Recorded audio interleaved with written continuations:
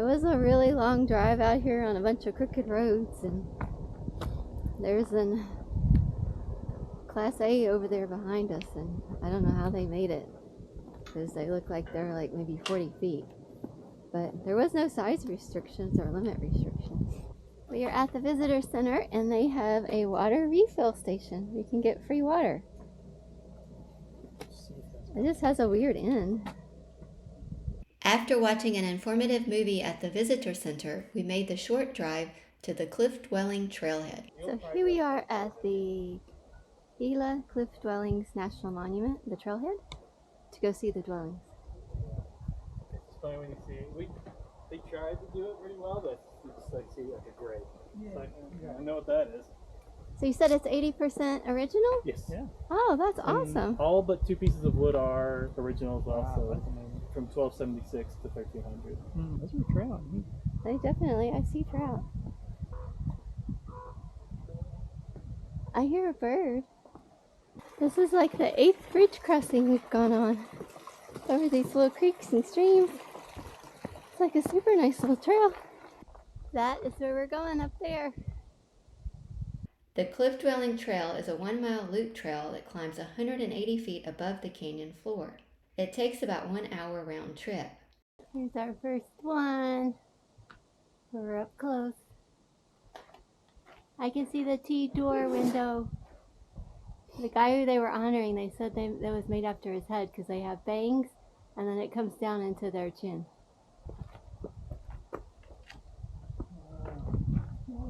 Oh, wow. This is cool.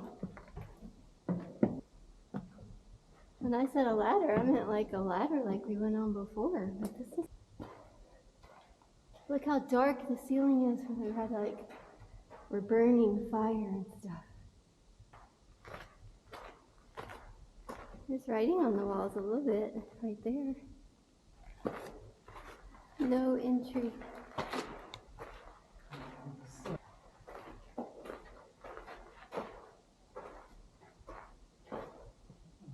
Although the design has faded. Oh, this is what was in the movie, the mural. Ew, it's very cool and breezy in here. It's nice. The Gila Cliff Dwelling National Monument was established in 1907 by Theodore Roosevelt. The Puebloan people built their pueblo inside the caves of Cliff Dweller Canyon with rock, mortar, and timber, felled between 1276 and 1287. They built about 40 rooms inside 5 natural caves here.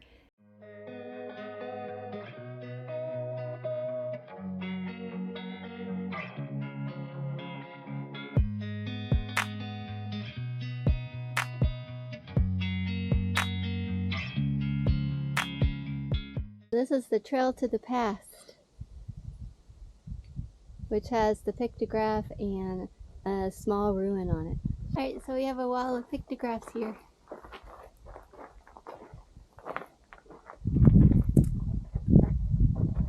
That looks like a person, arrows, maybe one's a parrot. They said there was a parrot in the movie. We've enjoyed this national monument, but I have to say it's a long way out of the way, so I'm not sure I would recommend anyone to come here. Luckily though, it is located inside the national forest, which means we don't have far to go to leave the monument to be able to boondock for tonight. Today we're driving to the City of Rocks, which is a New Mexico state park. We're going to this park because the rocks formed here only exist in 6 other places in the world. Alright, so here we are at the City of Rocks Visitor Center. It's like super nice. It's so weird because we had like seen nothing but flatness, and then all of a sudden we got here and saw these little rocks like the last mile. The park gets its name from the rocks which came from volcanic eruption some 35 million years ago. The rocks are separated by paths or lanes which resemble city streets. Hence the name City of Rocks. This park is probably a good place to come if you're interested in camping and staying here in the rocks, because it is pretty cool to have a campsite there. But for us, just driving through, I'm not sure it was really worth going out of our way for. Everyone who knows Chuck knows that he likes his food spicy. which means he puts hot sauce on everything. And we had not planned to go to Hatch, New Mexico, but when we realized we were really not that far away, we decided to go to Hatch, New Mexico, which has tons of great chili peppers. So of course Chuck was going to get some chilies, get some hot sauces, and we were hoping to eat at the famous Sparky's, but unfortunately it was closed the day that we were there. Isn't this cool? They got chili wreaths.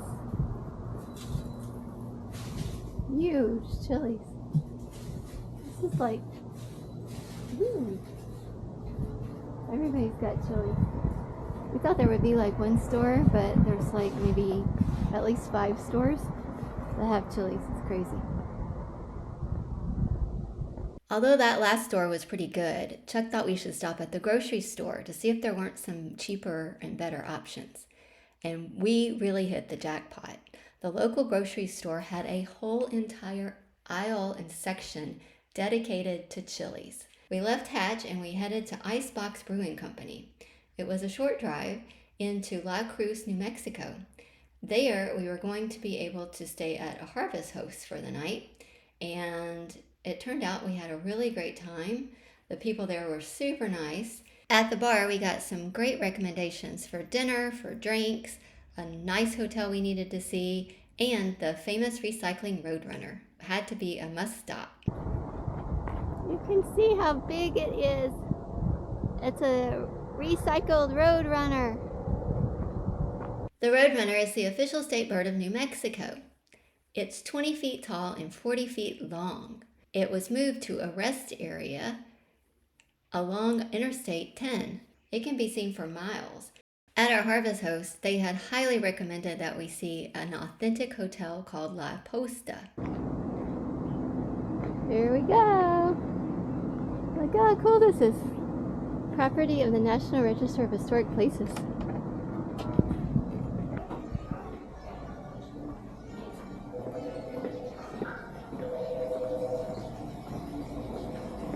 The jewelry store. Hi.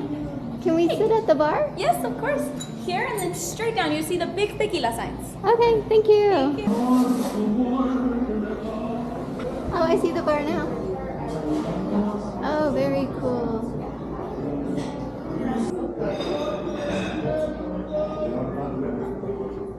On September 16th of 1939, a 25-year-old Katie Griggs, niece of one of the more renowned merchants in the town, opened a little chili joint and named it La Posta. Her uncle appreciated her energetic style, so he sold her the building for $1.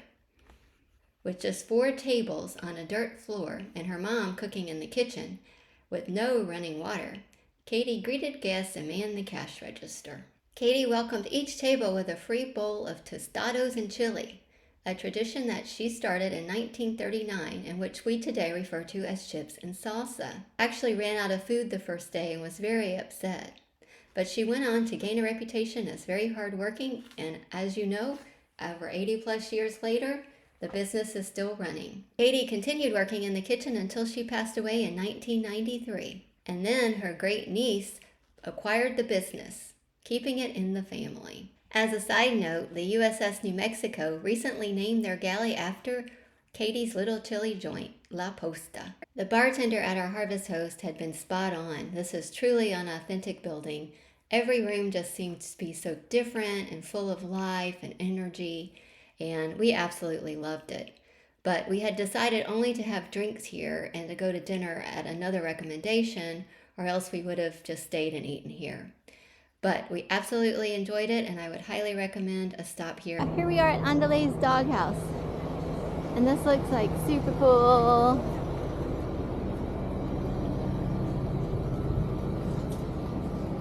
We got this recommendation from somebody at the Harvest Host at Icebox Brewing who worked there.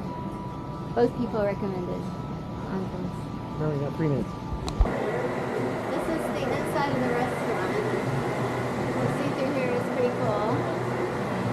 And they have a salsa bar. You get your chips over there.